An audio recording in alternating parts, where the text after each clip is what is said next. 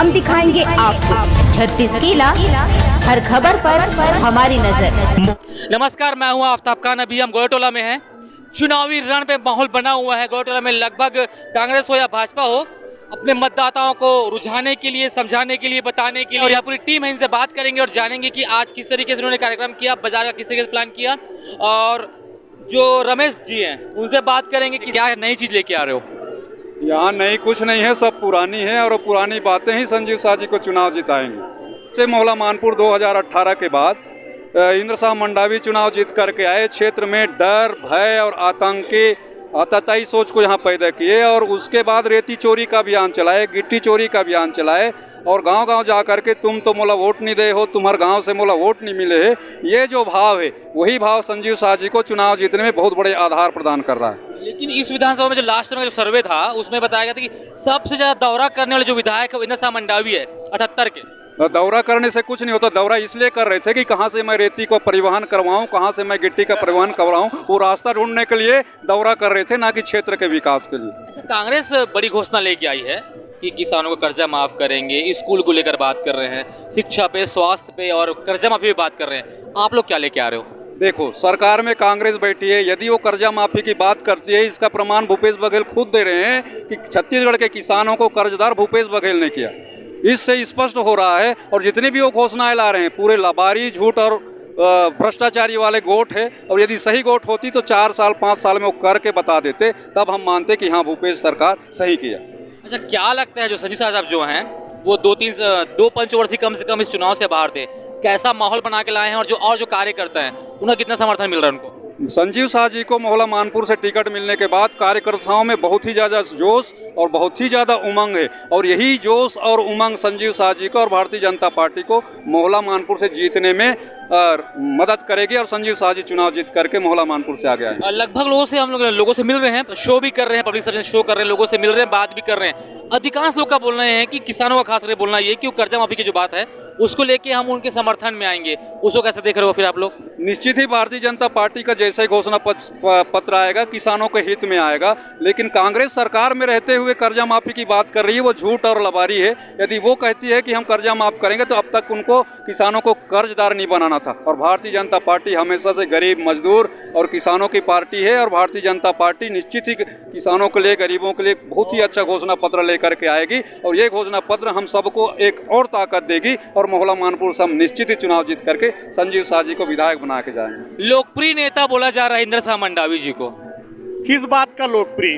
यहाँ वो अपन रेती चोरी में ही अपनी लोकप्रियता हासिल किए हैं।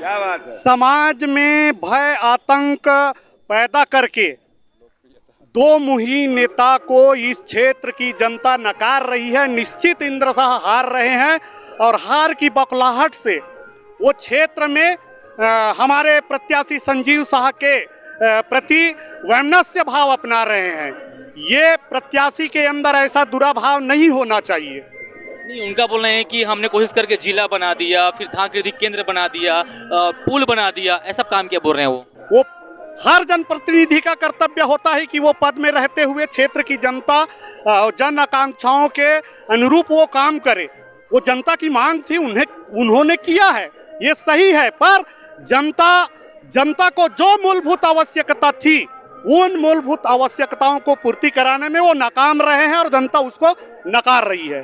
अच्छा, आप लोग के बहुत लोग के भाषा में मैंने सुना, रीति का विषय भी सुना मैंने, और किस तरीके से उनका व्यवहार था, लोगों को कहा कि आपने वोट नहीं, मैं ये भी सुना। लेकिन साथ में वो क्या आप लोग बोल रहे कि क्या बूथ को क्या कुछ दे रहे हैं, ले रहे हैं, क्या वो क्या मीडिया में भी वायरल हो रहा है। ये लिपी छिपी बात नहीं है, हम अपने मुंह से नहीं कर रहे। उनके कार्यकर्ता बोल रहे हैं, गांव में जा करके बैठ करके आम जनता के बीच में बोल रहे हैं कि 200 वोट दोगे तो 2 लाख देंगे। ये कहां तक उचित है? और जनता समझ चुकी है, उनको हार का भय सता रहा है, इसलिए लालच दिखा रहे हैं जनता के बीच में। बड़ा आरोप है, बहुत बड़ा आरोप है। आरोप नहीं, वो खुद अपने आप को आरोप सिद्ध कर रहे हैं। वो हमारे पास उसका वीडियो फुटेज है। कितने वोट से जीत के आ रही है भाजपा यहाँ पर? भारतीय जनता पार्टी 50,000 से ऊपर के वोट से जीत करके आ रही है। 1.5 लाख तो वोटर ही हैं, तो 50 से जीत के आ रहे हो। बिल्कुल। वोट कितना मिल रहा है? बिल्कुल, ये हमारे विपक्ष के जो प्रत्याशी है ना कांग्रेस के, उनको 20,000 से ज्यादा वोट नहीं मिलेगा। तो भाई ये तो गजब नहीं हो गया? दावा तो बड़ा है, 50,000 वोट से जीत के आ रहे हैं और यहाँ लोग गेसिंग लगा रहे हैं कि 50,000 वोट मिलने वाला है। कैसा देख रहे हैं आप? देखिए, कार्यकर्ताओं में जो उत्साह है, ये उत्साह देख के बोला जा रहा है कि 50,000 वोट से जीतेंगे, ऐसा है आकलन।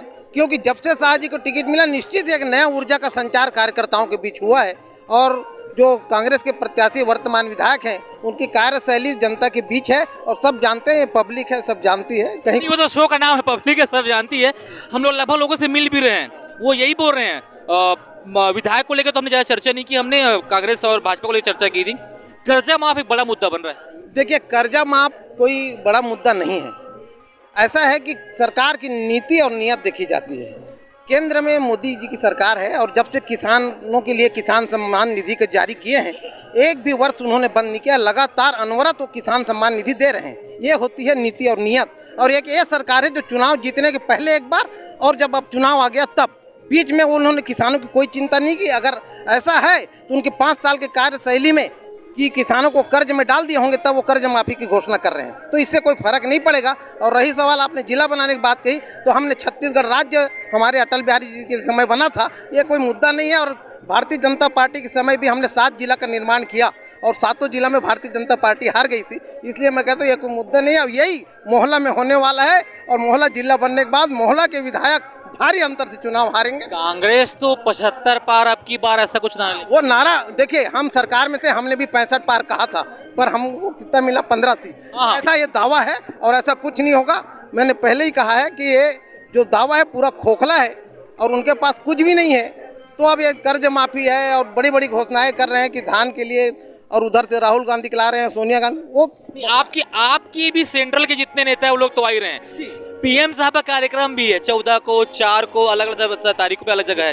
तो ये कोई मुद्दा हुआ नहीं कि आप ऊपर से स्टार लोग को ले आ रहे हैं, प्रमुख को लेके आ रहे हैं। भाजपा भी उसको लेके आ रही है। आप घोषणा पत्र कब लेके आ रहे हो ये बताएं? हाँ, घोषणा पत्र हमारा संभवतः 4 नवंबर को है, क्योंकि वो 17 के हिसाब से वो राष्ट्रीय नेतृत्व से मिल के वो करेंगे और घोषणा पत्र हमारा जन भावनाओं का अनुरूप होगा। समर्थकों से बात की, बीजेपी के अध्यक्ष से बात की, रमेश रामे जी से बात की, यहाँ के वर्तमान जो सरपंच है उनसे बात की। सबका कहना यह है कि लगभग 50,000 से ज्यादा वोटों से विजयी होकर आएंगे इस विधानसभा पे। और उनका कहना है कि अभी जो घोषणा पत्र कांग्रेस का आया है उससे बेहतर घोषणा पत्र लेके हमारा जो केंद्र नेतृत्व है वो लेके आएगा। और जिस तरीके से कोशिश की जा रही है, गवर्नमेंट हम बनाएंगे कोशिश करके। फिलहाल तो यहाँ से को जिताना है, उसके बाद में स्टेट में सरकार बनाने की कोशिश की जा रही है। सहयोगी अभिषेक, मैं आफ्ताब खान, गोरडोला मोहल्ला। हम दिखाएंगे आपको 36 किला, हर खबर पर हमारी नजर।